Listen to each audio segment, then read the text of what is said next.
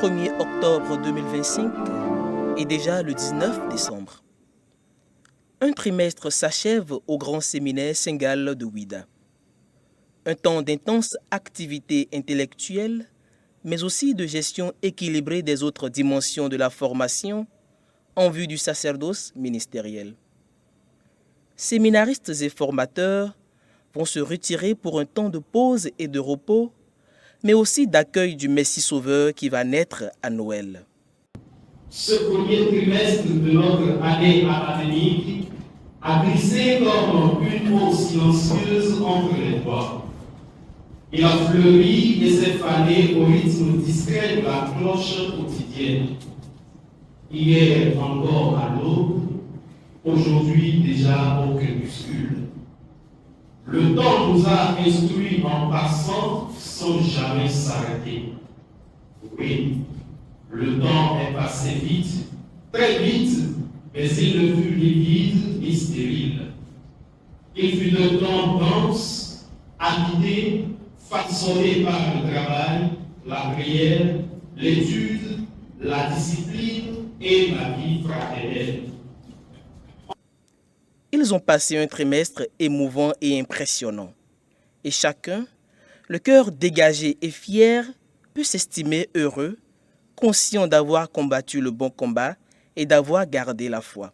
La retraite de début d'année, le lancement officiel de l'année académique, la visite de Monseigneur Roger Globeki, archevêque de Cotonou, grand chancelier de notre séminaire et modérateur de notre institut théologique, le passage de l'UMTV, notre maison, la célébration de la fête de tous les saints, la conférence du 13 novembre sur le miracle de la vie naissante, les séances d'initiation de l'oraison, la récollection du temps de l'Avent, la soirée récréative du 7 décembre dernier, l'entrée triomphale dans le tournoi entre séminaires et le démarrage effectif de l'élevage de la volaille ont été des moments marquants de notre trimestre.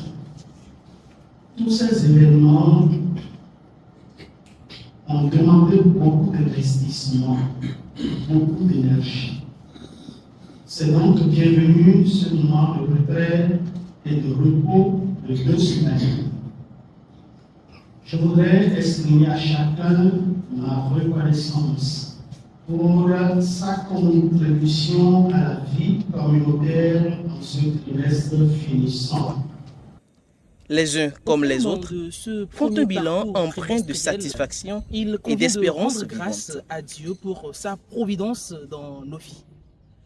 Pour nous qui posons nos premiers pas dans ce haut lieu de formation, séminaristes donc en première année de théologie, c'est d'abord une joie.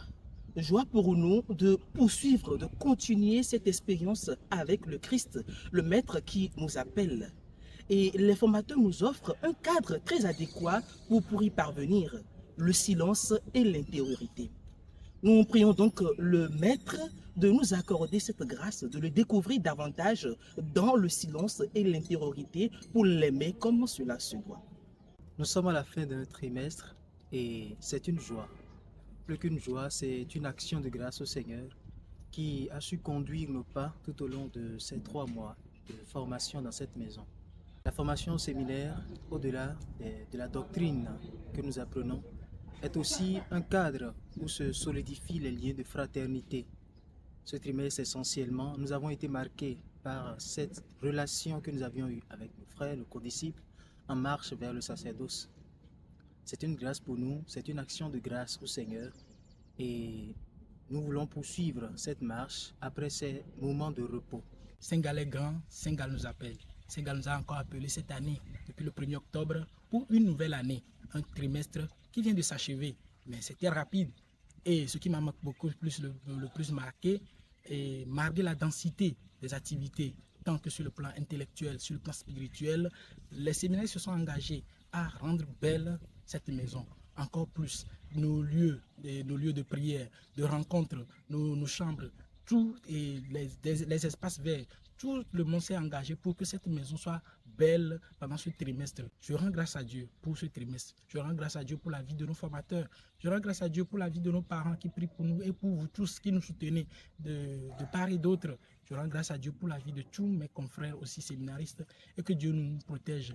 Que cette beauté que nous essayons chaque jour d'entretenir demeure aussi dans nos cœurs et que le Christ qui arrive bientôt se trouve une belle place, une place propre dans nos cœurs et que le Seigneur vous bénisse. Amen. À la fin de ce premier trimestre de notre année académique 2025-2026, nous tenons tout d'abord à rendre grâce au Seigneur pour sa fidélité. C'est lui qui nous appelle à sa suite, c'est lui qui nous conduit au quotidien dans cette maison, dans notre cheminement à sa suite. Ce qui m'a le plus marqué au cours de ce trimestre, c'est l'accent qui est mis sur la dimension spirituelle. Cette année, nos pères formateurs ont voulu mettre l'accent sur la pratique de l'oraison. Vous savez que le prêtre, c'est celui qui est appelé à être avec le Christ. D'ailleurs, dans l'évangile de Saint Marc, le Seigneur dit qu'il les a d'abord appelés à être avec lui d'abord avant d'aller en mission vers les autres. Donc, de façon particulière cette année, chaque samedi, nous faisons une heure d'oraison pour nous préparer à être vraiment en intimité avec le Seigneur. Nous rendons grâce au Seigneur pour sa fidélité et nous remercions aussi nos pères formateurs qui ne cessent de nous accompagner dans notre étape de configuration à la suite du Christ. En cette fin d'année, dans notre marche vers Noël, nous souhaitons à tous et à chacun une bonne fête de Noël et une bonne année 2026. Que la nativité du Christ à Noël nous procure joie, paix intérieure et foi dans l'espérance. D'ores et déjà, joyeux Noël à tous et dans l'espérance de nous revoir le lundi 5 janvier 2026. Bonne et heureuse année 2026.